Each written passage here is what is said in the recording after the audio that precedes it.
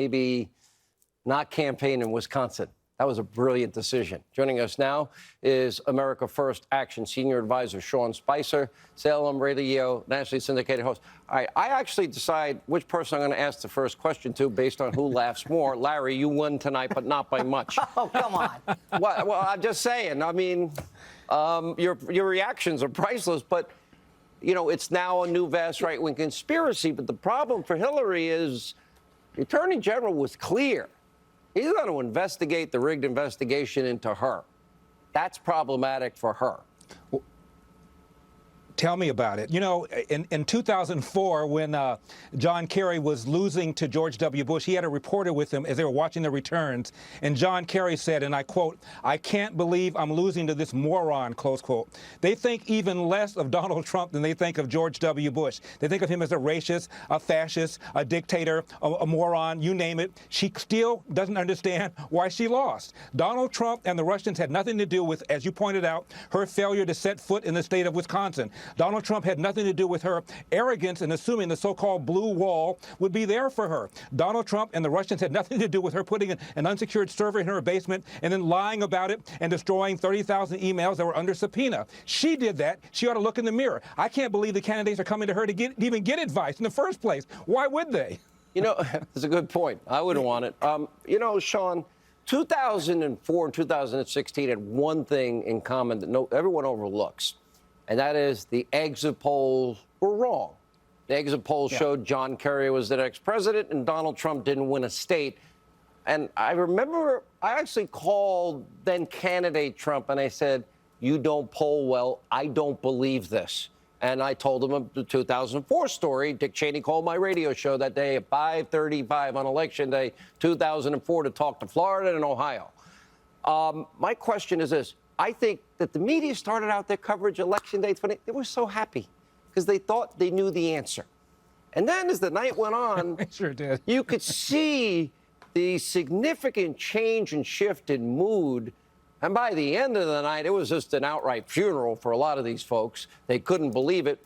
I actually think their reaction to the Mueller report is as bad or worse. They can't handle that their own collusion, conspiracy theory narrative was all a hoax and a lie.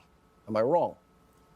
Right. No, you're not wrong at all. In fact, but the other point is that a lot of the folks who cover these races haven't taken the time to really understand how the game is played. Number one, electorally, but number two, how data has really changed how elections are won and lost. And they look at these public polls that frankly are not that accurate because they are the cheapest ones available to the media. And they kind of look at it from that perspective as opposed to looking at the turnout models, who's up and who's down. But let me just say four things about Hillary Clinton.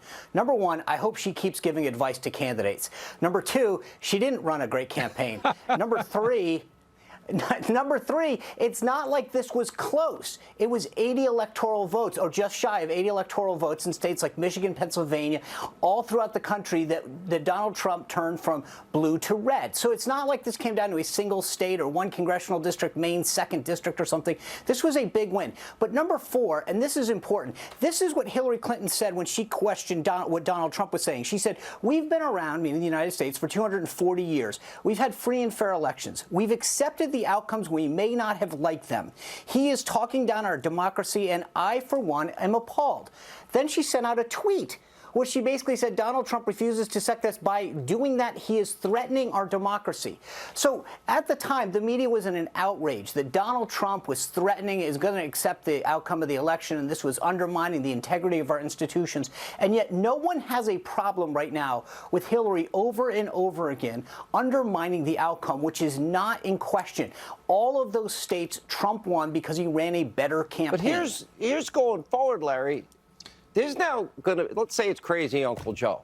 Well, Russia and the chaos, that all happened on Biden-Obama's watch. The crappy blank economy was on their watch. The dopey Iranian deal was on their watch. Now it's going to be Trump's record versus their record. And are you better off than you were 4 years ago?